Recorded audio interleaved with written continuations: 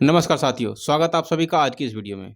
साथियों, आज की वीडियो में पता करेंगे हम कि सरकार द्वारा 1 जनवरी 2026 से सभी सरकारी कर्मचारियों का, चाहे वो स्टेट एम्प्लॉय हों या सेंट्रल एम्प्लॉय हों, सभी के वेतन और भत्तों में 1 जनवरी 2026 से बढ़ोतरी होने वाली है।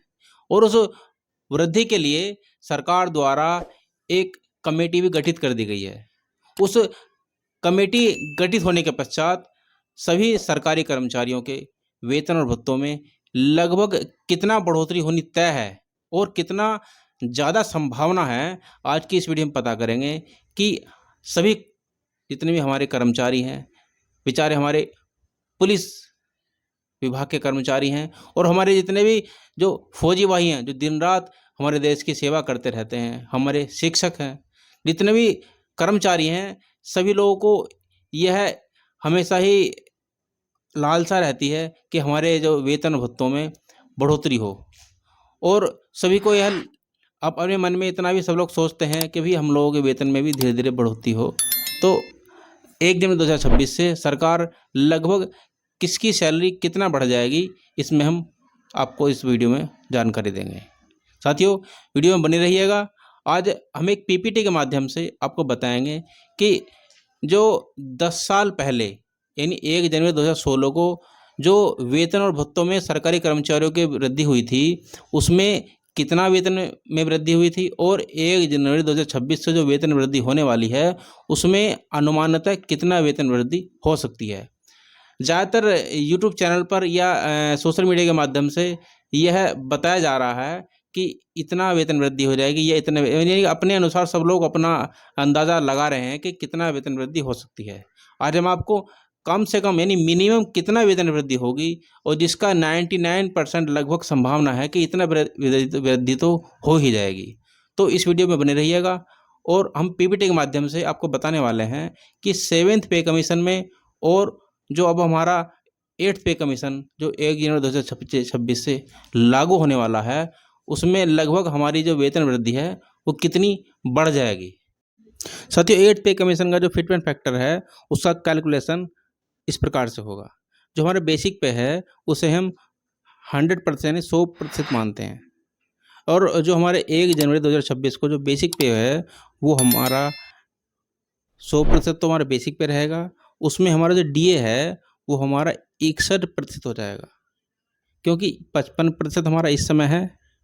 उसमें हमारा जुलाई में 3% बढ़ेगा और उसके अलावा 1 जनवरी 2026 को हमारा 3% बढ़ जाएगा। इतना हम मान के चल रहे हैं कितना हो जाएगा।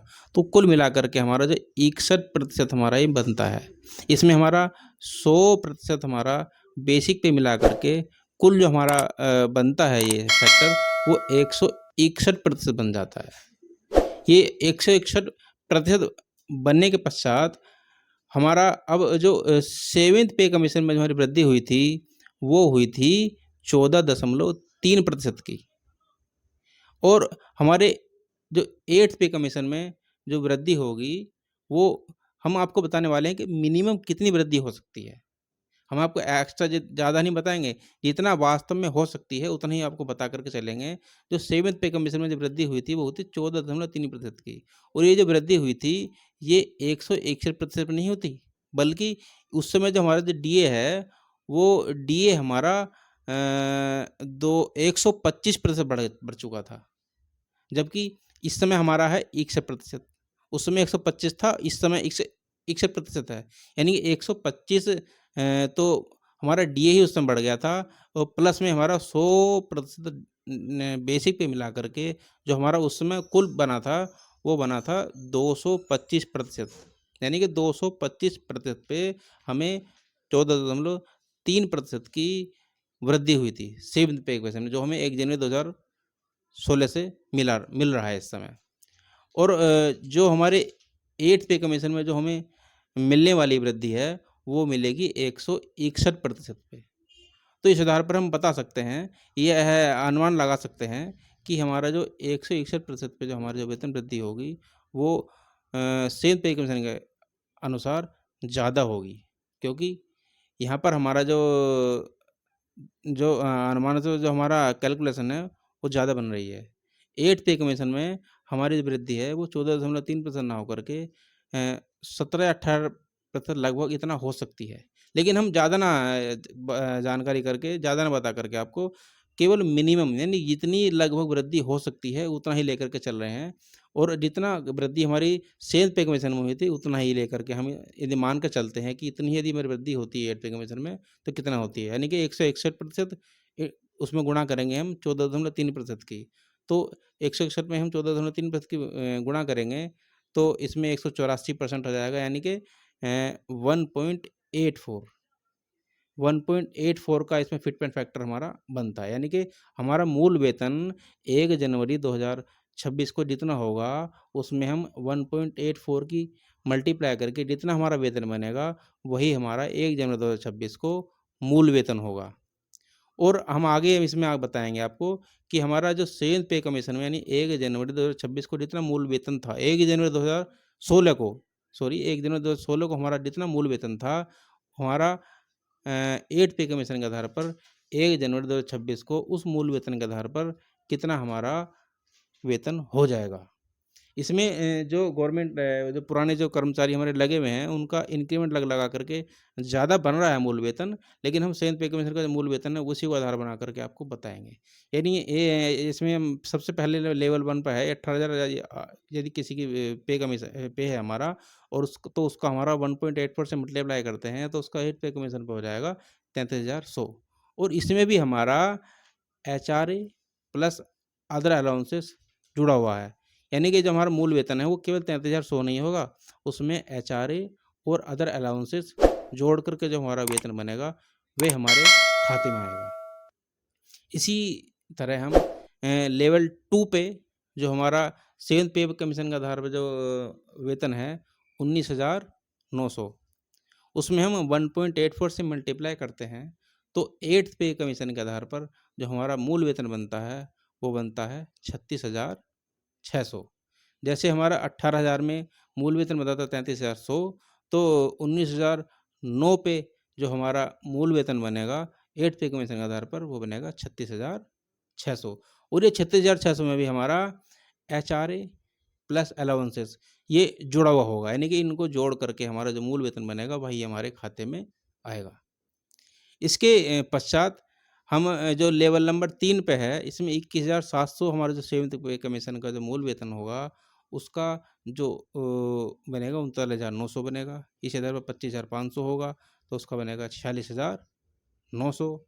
इसी आधार पर हमारा जो लेवल नंबर 5 पे 29,200 इसका मूल वेतन है, उसको 53,700 उसका मूल वेतन बन जाएगा। 35,400 यानी कि उत्तर प्रदेश बेसिक शिक्षा परिषद में जो प्राइमरी टीचर्स हैं, जिनका मूल वेतन 1 जनवरी 2016 को था इतना, सेवंथ पे कमीशन के आधार पर, तो उसका 65,100 हमारा 8th पे कमीशन के आधार पर 1 जनवरी 2026 को हो जाएगा। इसमें जो जिसकी नियुक्ति 1 जनवरी 2016 को हुई होगी, तो उसका इंक्रीमेंट लग करके मूल वेतन इस समय ज़्यादा हो रहा होगा। तो उसी आधार पर अपना उनको मल्टीप्लाई करके 1.84 से आप जानकारी कर सकते हैं। तो इसमें 65,100 में हमारा एचआरए और अलाउंसेस भी जुड़ा हुआ है। यानी ये एचआरए अलाउंसेस जोड़ करके हमारा जो टोटल जो वेतन बनेगा, वही हमारा 8th पे कमीशन का मूल वेतन हमारे खाते में आएगा। जो सेंट्रल कर्मचारी हैं, जो केंद्रीय विद्यालय में आते हैं, जो अलग जो जैसे दिल्ली डीएसएसबी में जो कर्मचारी हैं, उनमें जो एचआरए मिलता है, वो उनको बेसिक पे के कैलकुलेशन यानी कि उनके जो रेट उनके जो जैसे बेसिक पे है तो उनको 10%, ग्रामीण क्षेत्र में 10% और नगरीय क्षेत्र में तो उनका 20% के आधार पर उनका एचआरए मिलता है।